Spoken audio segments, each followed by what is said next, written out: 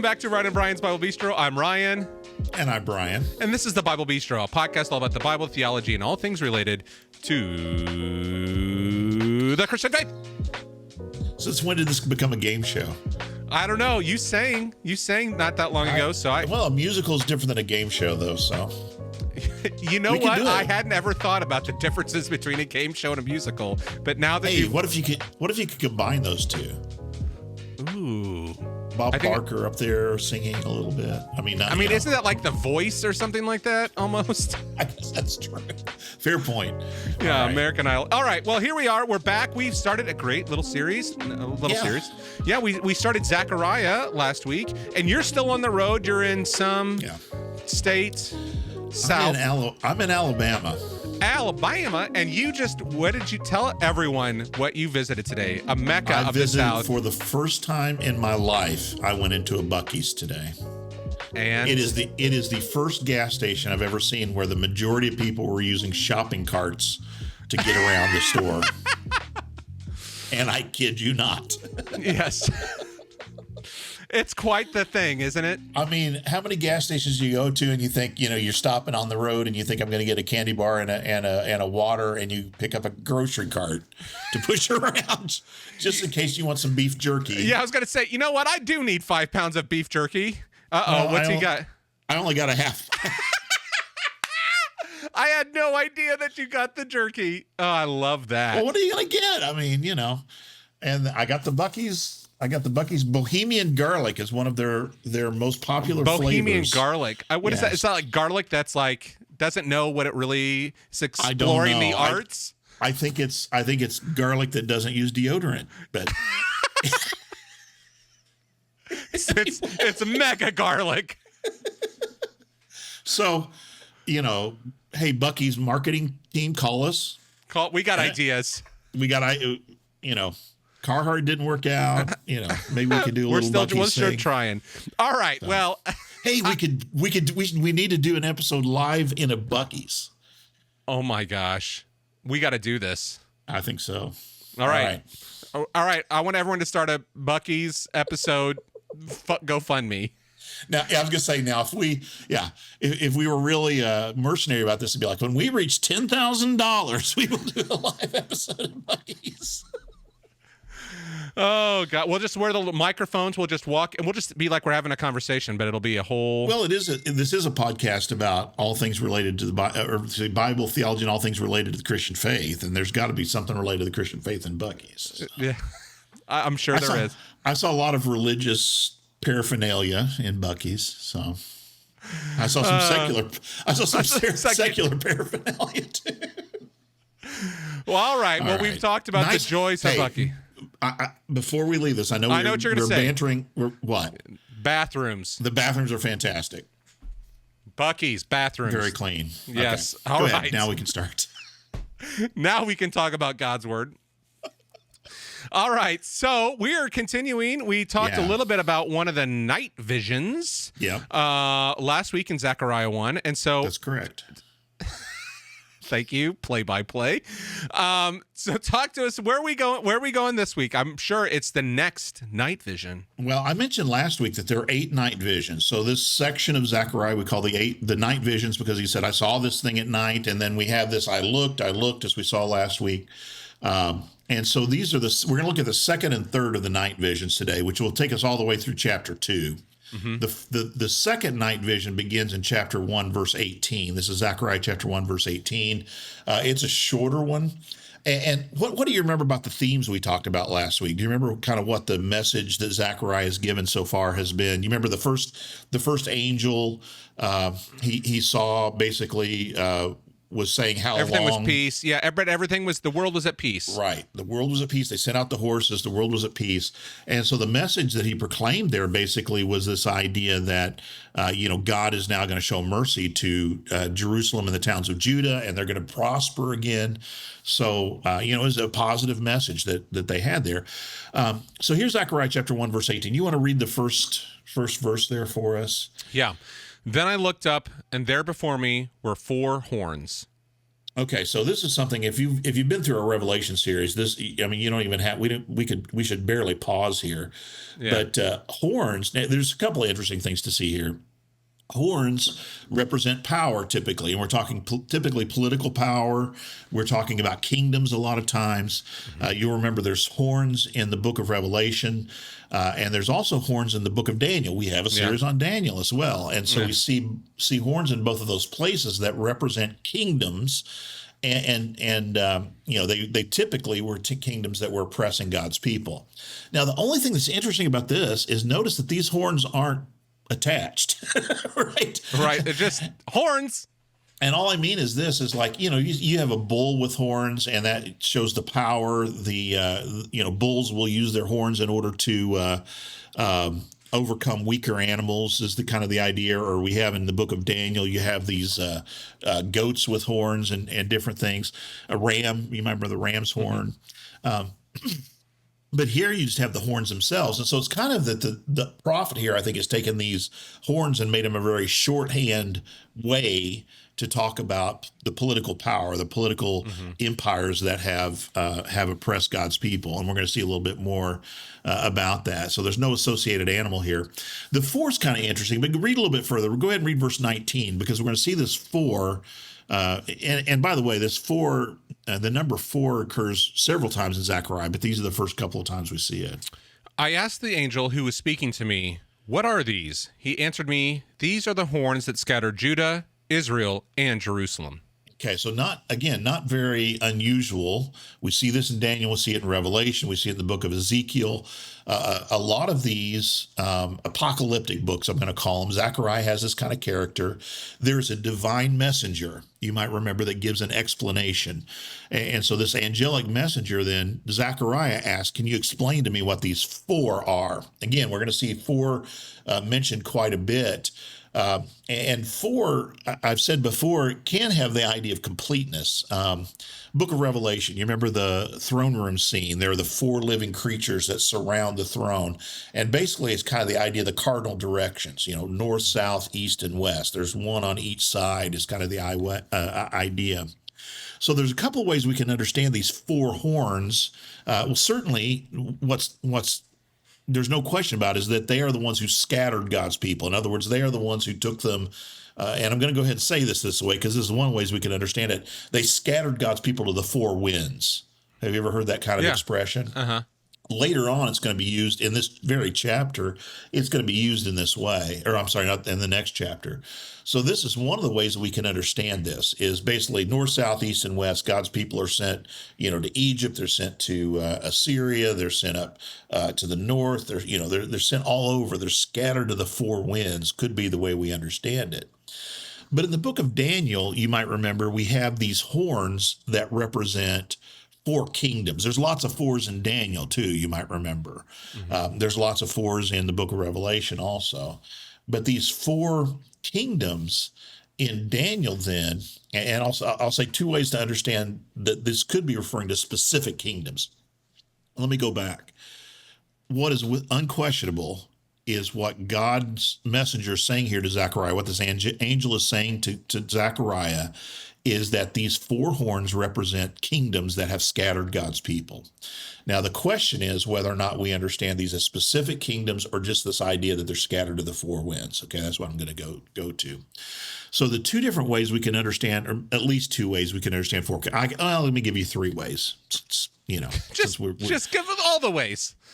I'm just feeling very generous today. After being in Buc-ee's, seeing the hugeness of it. You know what? I bet you Buc-ee sells horns of some sort, like buffalo horns for dogs or something. If I would have thought of that. Yeah, I should have. It's the four horns of Buc-ee's. Anyway. So the way we can understand these four kingdoms is the same way we see Daniel's kingdoms, which you might remember would be the Assyrian, the Babylonian, the Persian, and then the Greeks. And so we could understand it in that way. Or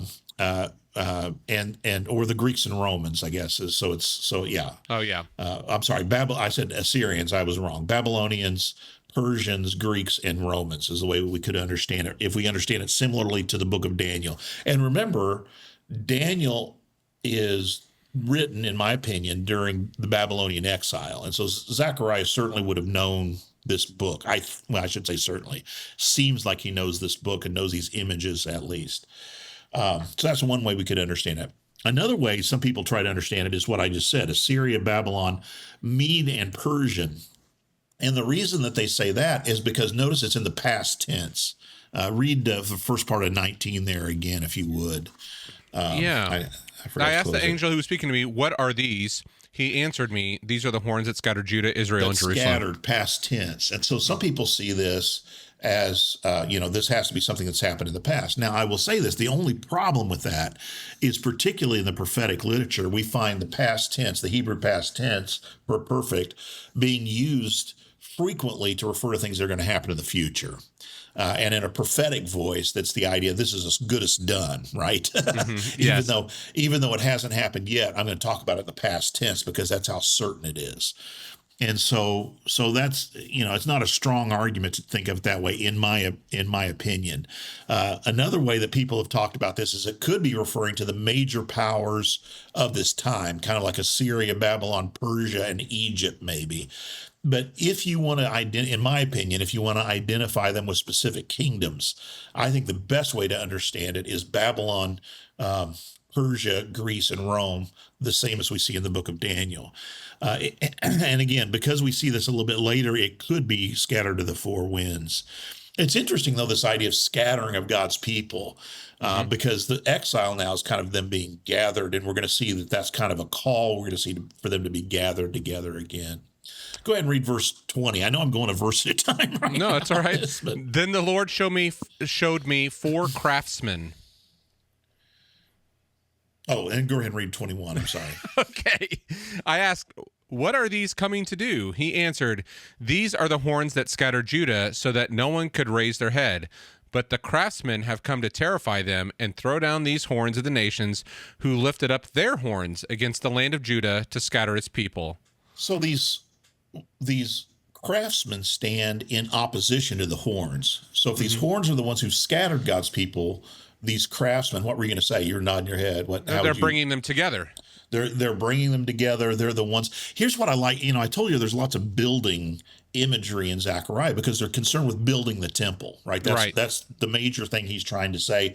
We need to get God's temple together so that we can worship him properly, so we can again be his people, and he's going to respond to that in the way that he's promised.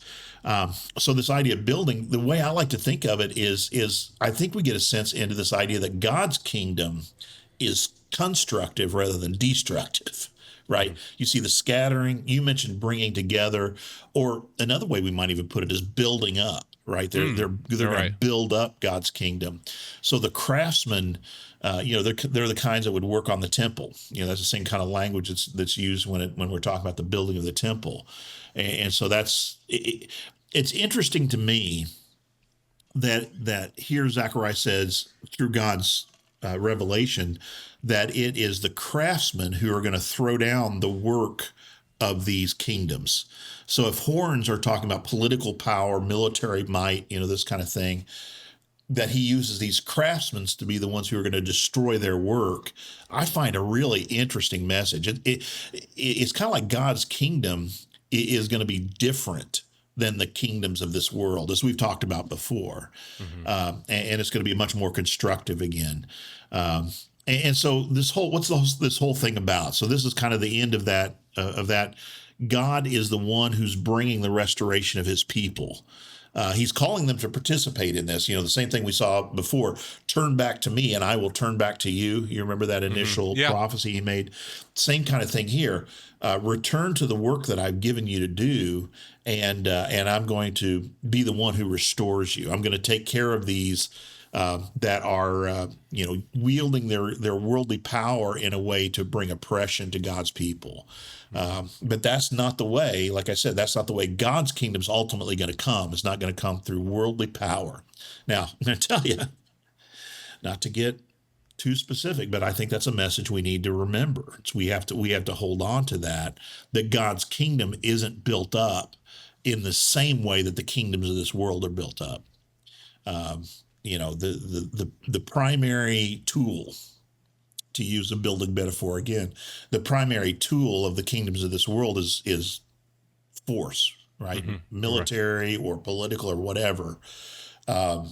Whereas for the kingdom of God, it's going to be constructive. It's going to be an issue of building. It's going to be an issue of adding rather than taking away. And I like that image. I think it's a really important one for us to hold on to. Yeah, you see that juxtaposition between the two of them, like that's. I think so.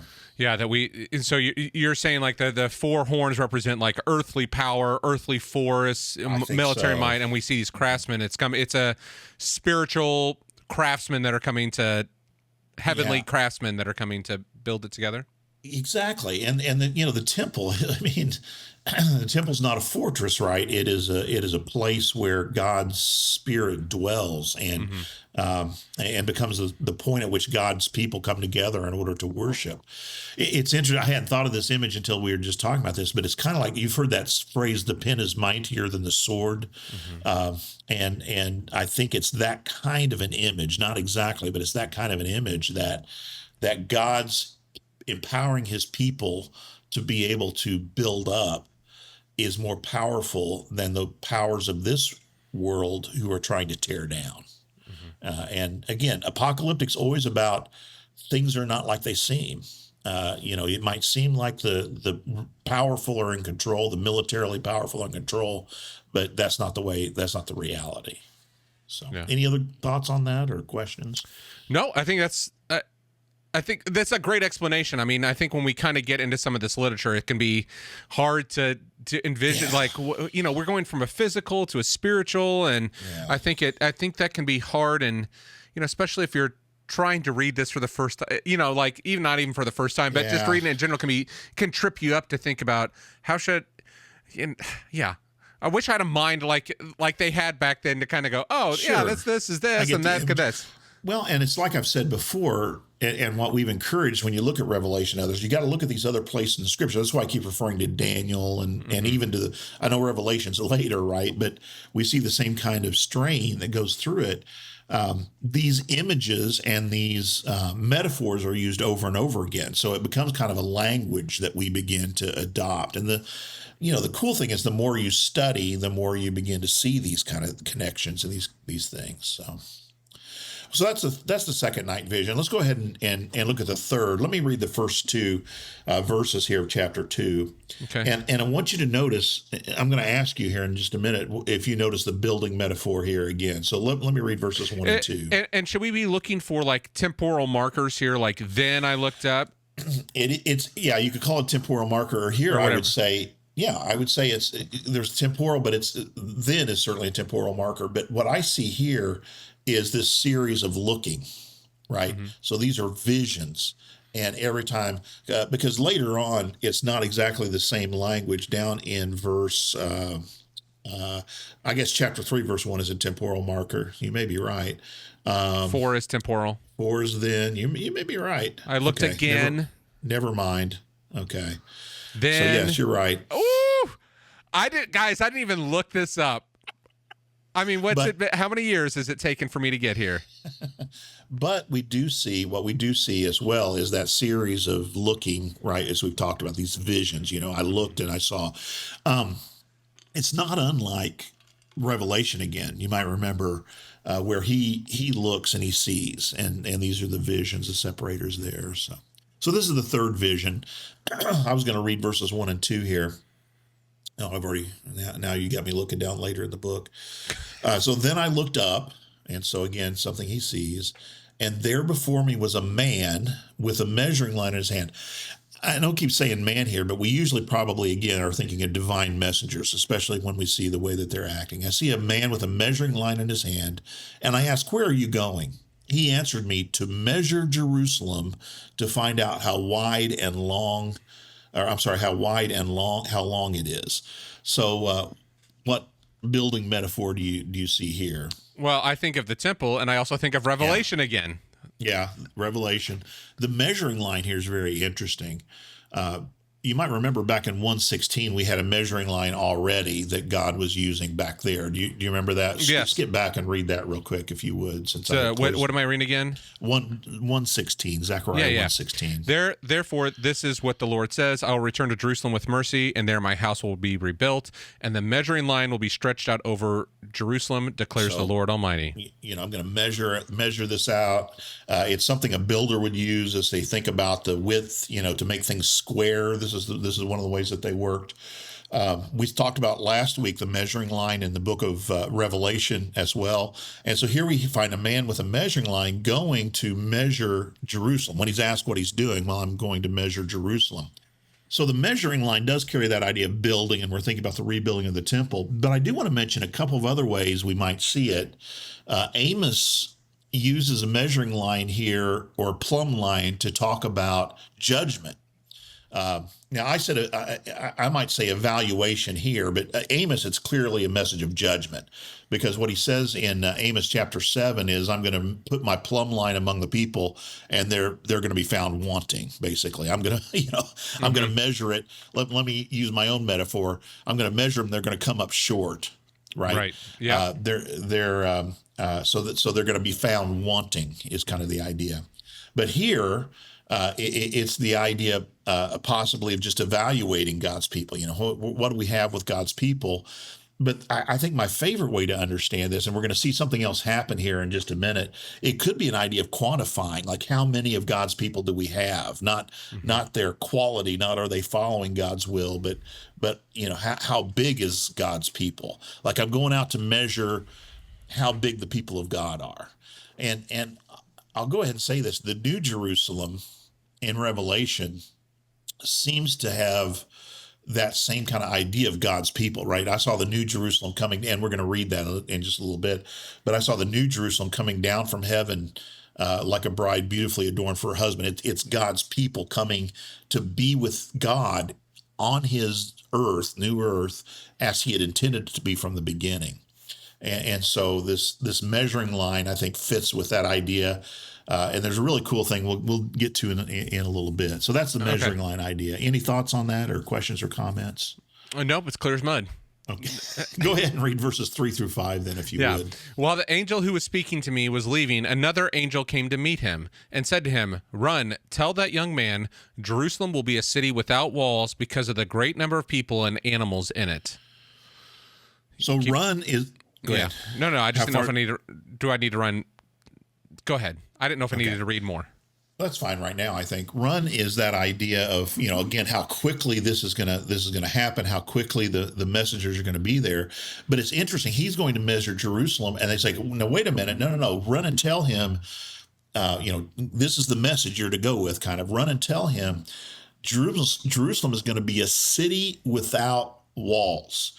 Now, again, that's something we read that and we're like, "Oh, city without walls." Okay. I've been in lots of those. When you think about in the ancient world, though, we've talked about this before, what's the significance of the walls? What's the importance of the walls? Protection. It's a sign security. Of this. Yeah, security. This is what you need in order to be an important city, is to be able to protect yourself. This is maybe the best example of this. If you want to read the very beginning of the book of Nehemiah, Nehemiah goes, remember what happens? He goes and he rides around the city, and then you remember what he does? He cries. He says, because he sees that the walls of Jerusalem are in such disrepair, and so. It's that kind of an idea that these walls were very important. So when the people heard this, it would be like, oh my, what does that mean? A city without walls.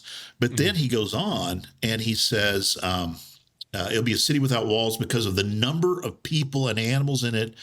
And then verse 5, go ahead and read that. This is a good line. I don't want to take all the good lines. "And I myself will be a wall of fire around it, declares the Lord, and I will be its glory within."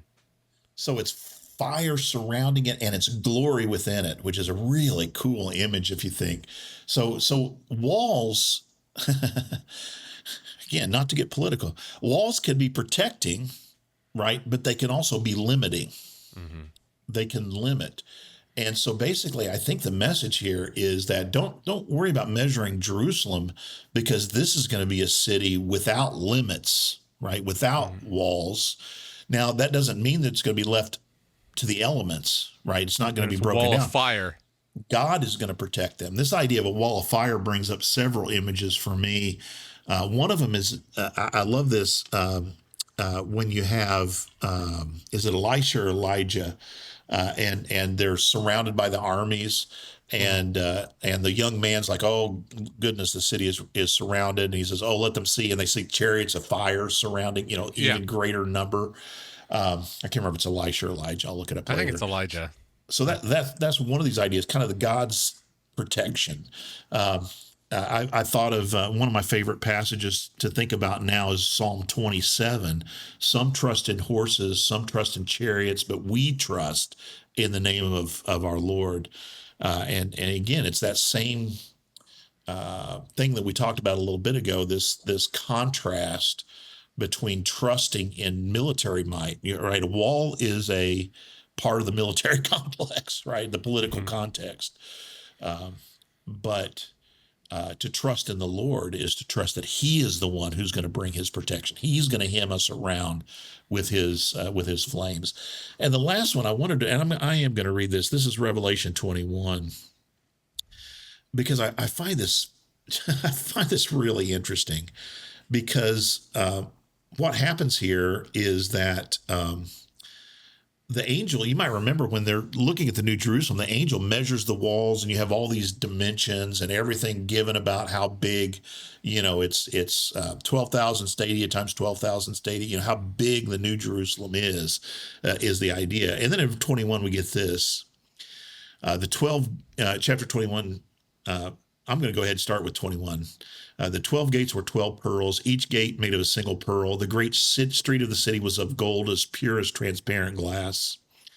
And then verse 22, which we've talked about before, we have a whole episode that ends up with this one. I did not see a temple in the city, because the Lord God Almighty and the Lamb are its temple. So you remember what it said in Zechariah, that I'm going to be a wall of fire around them, and I'm also going to be the glory within. If you think about the temple as the site of God's glory, basically he says, I'm going to be there. Not only am I going to surround them, but I'm going to be with them as well. I'm going to be within them. The city does not need the sun or the moon to shine on it, for the glory of God, you hear that, gives it light, and the Lamb is its lamp. The nations, and this is what I think we're getting at here in Zechariah, let me say. So when you hear the nations, especially in a Jewish context, you're thinking about Gentiles. You're thinking about the goy, the outsiders, right?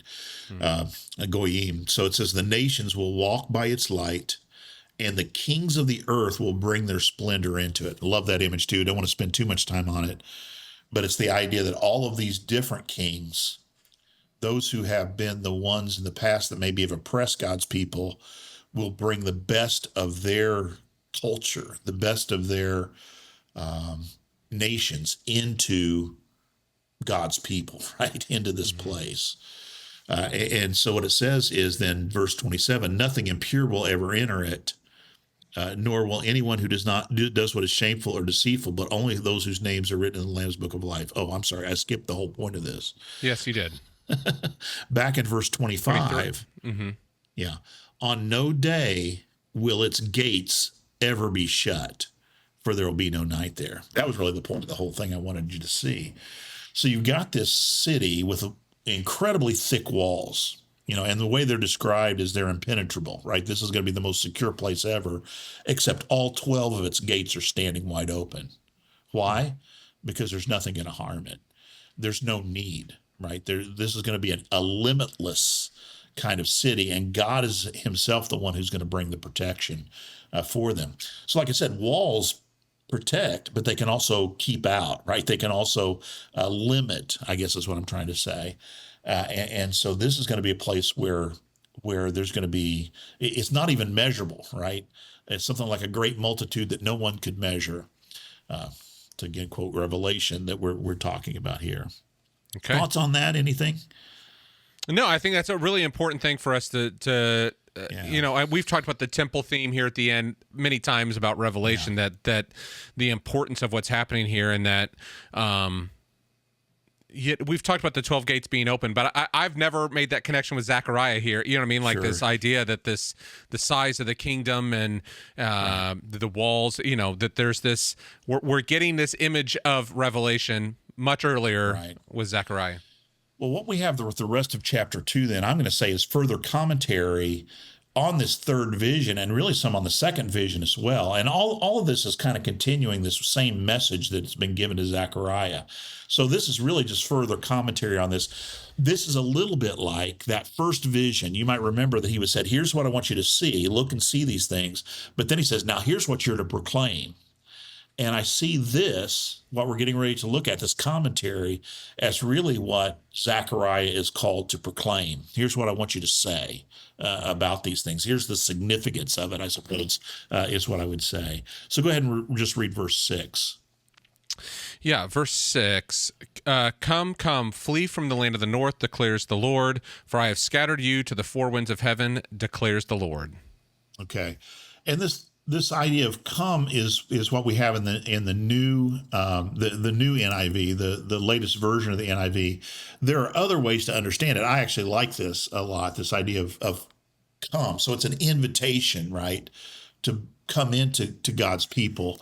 But I do need to go ahead and say that there are other ways that this has been understood in the past. So I'm just bringing up the New Revised Standard Version, for example. Just whoops. The CSB has listen. There's different ways to understand this. It's kind of an exclamation that we have in the Hebrew. So we have to make some kind of interpretation of it. But there are different ways for us to understand it. Did you have another one there? Did you? Yes, I've got one here. I don't know which ho there. Ho there. So ho is literally kind of what it says. So that's kind of not a translation at all. That's just a transliteration. But it's up. It's an exclamation of some sort. You get what I'm saying? It's hard for us to translate. And I wanted to make sure people were aware of this because I don't want to make too much out of it.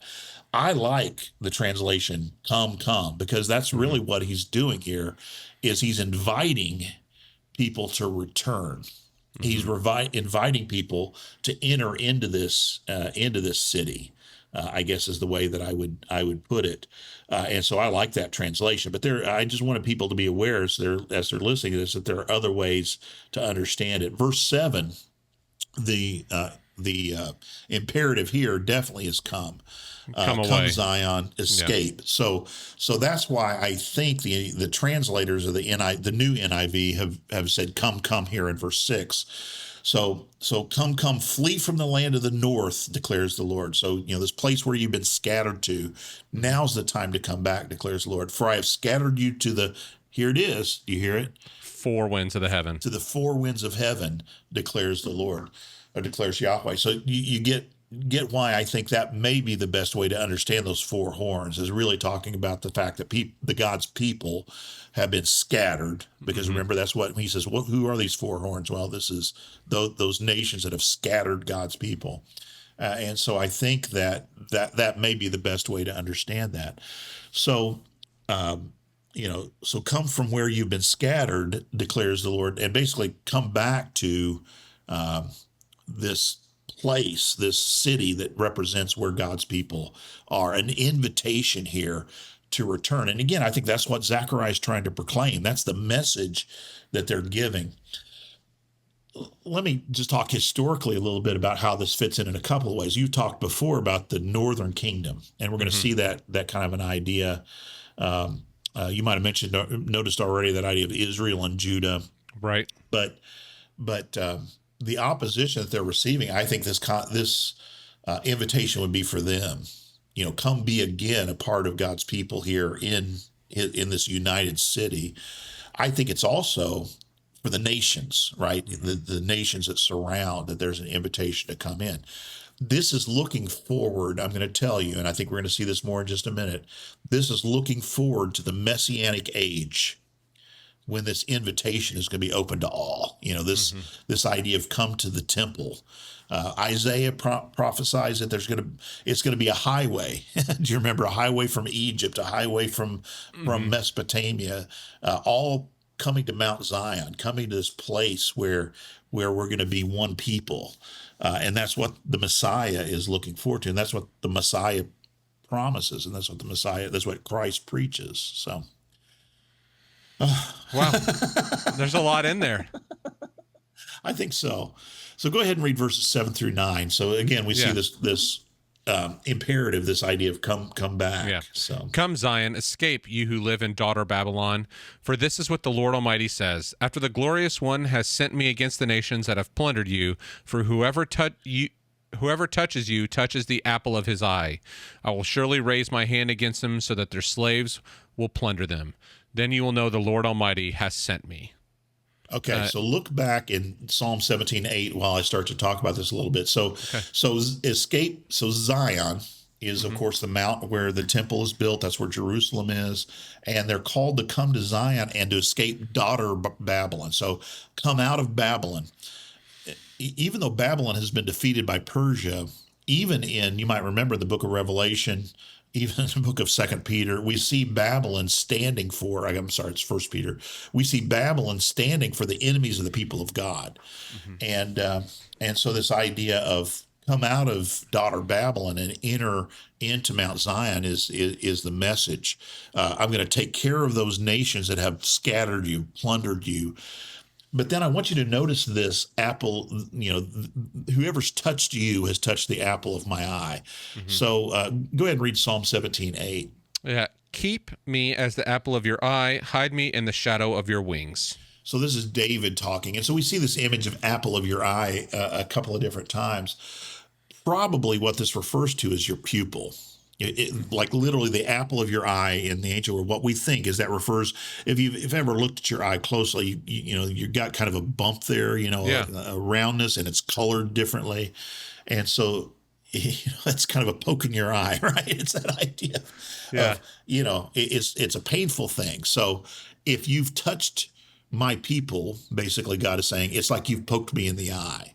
And I like it. It says, I'm going to raise my hand against you. That'd be your response, right? If somebody's getting ready to, I'm thinking Three Stooges. That's exactly what I was thinking. The low, what is it? Low curly Moe. Larry Moe Curly. I'm a different time. And then there's Shemp, but we won't talk about him. And so anyway.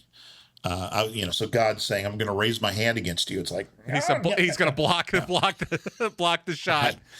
But no, I see it more as kind of like, I'm going to take care of that. If you're going to try to touch my people, again, it's his protection, right? It's that he's going to take care of them, is the image. And I just wanted you to see that that's what that probably means. I will surely raise my hand against them, so that their slaves will plunder them. In other words, things are going to be turned around, so those powerful are going to be brought down. Then you will know that Yahweh Almighty has sent me, is the idea. Okay, I like this too. There's a couple of really interesting images in this last part. So again, this is probably what Zechariah is being called to preach. So again, there's an imperative. So the imperative is come, right? Come back, leave daughter Babylon. And I'll say this, remember we said that only a certain part of the people came back to the land. And so I think this is saying, more of you can come back. I mean, you can continue to come back and continue to increase, which actually is what happens, right? As the Jerusalem is built, as the temple's rebuilt, people begin to come back again. But go ahead and read verses 10 through 12. Yeah. Shout and be glad, daughter Zion, for I am coming, and I will live among you, declares the Lord. Many nations will be joined with the Lord in that day, and will become my people. I will live among you, and you will know that the Lord Almighty has sent me to you. Go ahead, 12 too. Yeah. The Lord will inherit Judah as his portion in the Holy Land, and will again choose Jerusalem. So shout and be glad. So here's the idea of we can rejoice, basically, because God says, I'm coming to live among you, right? I'm going to be your people. He says this in the book of Revelation as well. I'm going to live among you. I'm going to be your God. You'll be my people. But then notice verse 11. I want you to hear it the way I'm going to read it here. Many nations will be joined with the Lord on that day and will become my people. So not just not just the nation of Judah and Israel, but many nations are going to be joined together. And this is what I think is the message. This is that messianic promise, that messianic age that Zechariah is looking forward to. And I've said it before, Ryan, I have, and I'll say it again. The Old Testament message was never just about what God was doing with Israel. Never. It was always about God bringing people to him through Israel, right? It was always about his plan for the nations. Even all the way back, the very first promise God makes to Abraham before Israel's ever a nation. Abraham is the father, as Paul says, the father of all who believe. But he says there, you will be a blessing. Your offspring will become great. They'll become as numerous as the lands of the sky, the stars in the sky, as the sand of the seashore. They'll become a great nation. But then the third part of the promise is that all nations on earth, or all families on earth, will be blessed through you, right? So it was always from the very beginning about God working through his people in order to bring all nations to himself. And so that's what this promise is. That's going to be fulfilled in the coming of the Messiah. So Jesus is going to come. He lives among us. That's one of the things that we see in the Gospel of John. I haven't mentioned John for 2 weeks, at least on this podcast. Yeah. So we got Revelation though. So we got several times. Yeah. We're John adjacent. So he will live among them. I think talks about that Jesus lives among them, and many nations will come. You think about maybe the day of Pentecost when there are all these people who hear, and you think about the Gentile mission in the book of Acts where Paul goes to the nations. We have this idea, and then the church today. God's kingdom continues to be built. And it continues to be spread throughout the entire world. When we talked about discipleship, we talked about this idea of the Great Commission, right? God's calling us to make disciples of all nations. And that, I think, is what we're looking forward to in this. Okay. Any other thought? No, I think it's so easy for us I think it's, and you've talked about this before, as we think about the Israelites, or we think about Judah or Jews and so forth, to think that they had no idea God was trying to bring someone else in. That God wasn't trying to, that the plan wasn't to bring in all the nations sometimes, but like it's there. I'm thinking more of like in the church. Maybe today we think like, oh, they had no idea God was trying to bring in the Gentiles. Or we even think about Peter. We think about the story of Peter in Acts, where it's like, in Cornelius, like, hey, bro, like God didn't make them unclean. I would say more, it was that they had lost their vocation, or they had forgotten their vocation, right? Yeah. And that's the big issue, is they begin to focus. I'm glad we're not like this. They began to focus on things that were not God's primary mission for them, right? They became so distracted with all the other stuff, as we talked about before, that they forgot that God was trying to use them to be a blessing to all nations, just the same way that he continues to work through his people, the church, to be a blessing to all nations. Yeah. So here's the last thing I wanted you to see, and I saved verse 13 for last. I had a really cool opportunity. One of the things I'm doing on my travels right now is I'm visiting some of my students in the past that are ministering now in various areas. And so I was in a church of one of my former students, the church where he preaches on Sunday. Yes, well, I'm not going to tell when we're recording this. It was yesterday. But so I guess this is Monday. But Monday at some point in 2024, yes. Sometime on a Monday. But the choir sang this beautiful arrangement of the song "Be Still and Know That I Am God," from the Psalms, and it was gorgeous. This church, I'll say, is a very beautifully. Music is done very well there. It's kind of built for music, and this choir did a fantastic job. The organ, everything was just, well, I guess they were playing the piano for that, but everything was just fantastic. And here's this message again, this idea of be still and know. So I find the irony, though. Read verse 10 again. Shout and be glad, daughter Zion, for I'm coming. So shout, have a party, But then listen to verse 13. Be still before the Lord, all mankind, because he's roused himself from his holy dwelling. And so this idea of being still, I think, is this idea of stand silently in the presence of God and be in awe of what he's doing here, right? You better watch what it is that God is doing. So I don't see these in contradiction, but isn't that interesting that he says, shout, have a big party because all the nations are coming, but be still in the presence of God and see what it is that he's doing in the nations. And that's, again, I've said before, when we become discouraged, one of the things that encourages me is when I look to see the way that the church continues to grow in various places around the world, and grow sometimes in the least fertile places that we could imagine, the least fertile soil. So while I take a drink, do you have anything you want to say in regard to that? No, I don't think I have anything I want to say to that. Okay. So these are our second and third visions then. Again, the message, I think, is that God's kingdom is going to be more expansive, that they need to, that God is inviting them the same way that he invites us to partner with him in this work of building.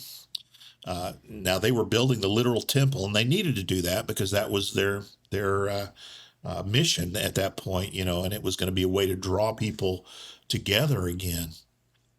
But we do it relying on God's strength, relying upon his protection. Same thing that we do today. It's only by the power of God that we're able to continue to build his kingdom in the way that he's called us to. Yep, it's a good reminder. I think we can get, this is what befell the Jews is they become closed off to the world. It was right.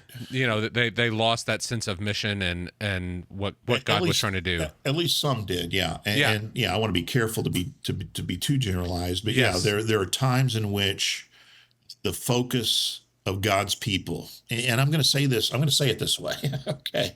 I'm not going to separate Old and New Testament in this, or God's people. I'm just saying God's people in general, from time to time, lose focus of the primary mission that God has given us. And we become focused. The way I sometimes will say is we become focused on position rather than mission. Don't get me wrong. We're glad for who we are in Christ, right? The position that we have. But do you see what he's saying here in Zechariah? He's inviting them to have a party, shout and be glad because God is bringing the nations in. And I think it's the same thing for us. We don't forget that we rejoice when we see those who are responding to the message of God's call. We don't say, I don't like that person very much, or I don't like that kind of person very much. But we're rejoicing, glad when we see God's kingdom, the limitless, right, the measureless kingdom of God being increased. So yeah, it kind of reminds me of the first church, the first letter to the church in Revelation, to the church in Ephesus. Yeah. Like you've lost your, I've got this first to say love, about you. You've lost your first love. That there is something that has kind of maybe similar to they've lost the focus of what they're supposed to be about. They've lost that central focus, and Jesus through John is reminding them, reminding them to come back. So, yeah. All right, Brian. Well, thanks so much. I appreciate you going through these night visions. So, that'd be a good song title, Night Visions. Night Visions. There's got to be someone that's already or a band named Night Visions. Is there a band called Night Visions? Night Ranger. I know Night Ranger. I don't know. But not Night Visions. We got it. It'll be a new wave, French new wave or something. All right. Well, Brian, thanks so much. If you're enjoying the podcast, everyone, we invite you to share. Let other people know about it. You can find more at thebiblebistro.com. If you're also really liking it and you'd like to support us, for the work that we're doing, not just for the work, but we also have software and this service that we're recording with, and software on my end for editing and all that stuff. We'd really relish your support. Yeah. And if you'd like to start the GoFundMe for the Buc-ee's live session. Yeah. Put it out there. Yeah. Give us a call. All right. Well, Brian, thanks so much. And we'll chat next Tuesday. All right. Talk to you then. Bye.